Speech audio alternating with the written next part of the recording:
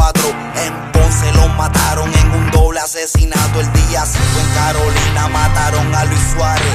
Demuestra que PR cada día está al gare. Y a 6 días de Reyes en la fortaleza termina con un desmadre de vieja cabeza. Se suponía lo que fuera una celebración, se convirtió en una pesadilla para un montón. Empujones de mayo durante la repartición, todo eso producto de la falta de organización. Día 7 en Río Piedra fue muerto un jovencito, solo 17 años tenía el chamaquito. Orlando Matthew López, así él se llamaba, y las personas todavía no han sido identificadas. Día 8 en Cataño aparece persona muerta en el baúl quemado y un Hyundai 4 puertas. Día 9 en Bayamón delincuentes mataban a Nadiushka mientras en Burger King trabajaba, dejando huérfanos a 2 pobres niños que ahora sin necesidad de su maíz no tienen el cariño. Día 10 en Patilla y el mismo día en Utuado mueren 2 mujeres en hechos no relacionados, pero sí por lo mismo,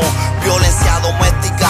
2 mujeres más para las estadísticas patéticas. En Utuado asesinan a Juan Rivera, murió en el acto en plena balacera. Día 11 en Cataño matan a Luis Suárez. Esta ola de violencia no hay quien la pare. Día 12 de vuelta para la escuela, y de qué vale, no hay maestro ni consejo, director y materiales. Que tú esperas, todos los años la misma rutina. Encuentran descargo el que asesinó a la bailarina. Día 13, las cosas siguen mal como parece. En Vega Baja Luis Martínez de un balazo fallece. Día 14 en Santurce, mal tras mal, en plena cancha agreden voleibolista Cristina González. Día 15 en Arroyo, yo sé que duele, hay que despedir a Catherine de Pedro Vélez, solo 19 años y fue apuñalada. La persona todavía no ha sido identificada. Día 16 y esto sigue dando gabela. Matan a Ricardo Alicea en un negocio en Isabela.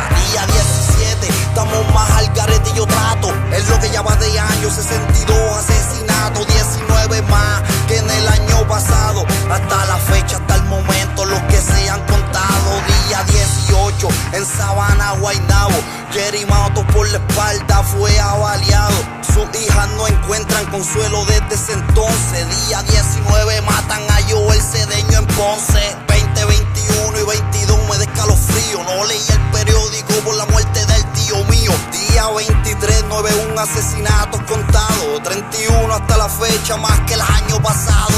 Día 24 atrapado por la codicia, médicos, pastores, políticos con mucha avaricia. 126 empleados públicos, todos con salario. 533 acusados de fraude millonario. Día 25 a corte el alcalde de Vega Baja, Edgar Santana, con la frente cabizbaja. Nah, loco, papi, ese sería el colmo si tiene 18 denuncias presuntamente de soborno. Día 26 se avecina un gran revuelo por las pruebas de dopaje que le hicieron del pelo. Rolando Crespo, Jorge Navarro y David Bonilla no revelaron la prueba por positivo a las mías.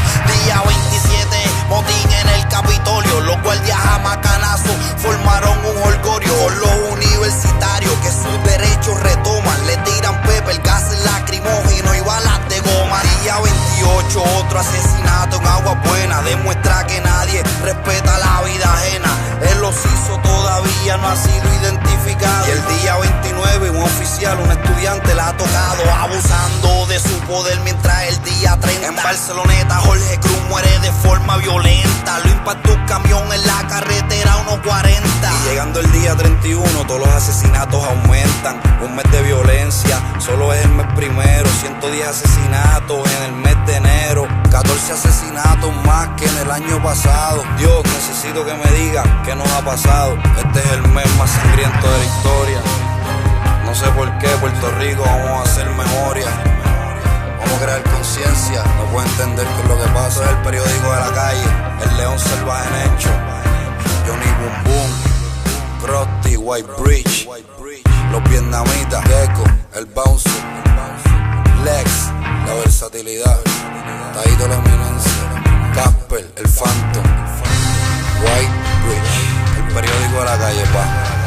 Esperen el mes de febrero. Yo espero que no sea tan sangriento como este.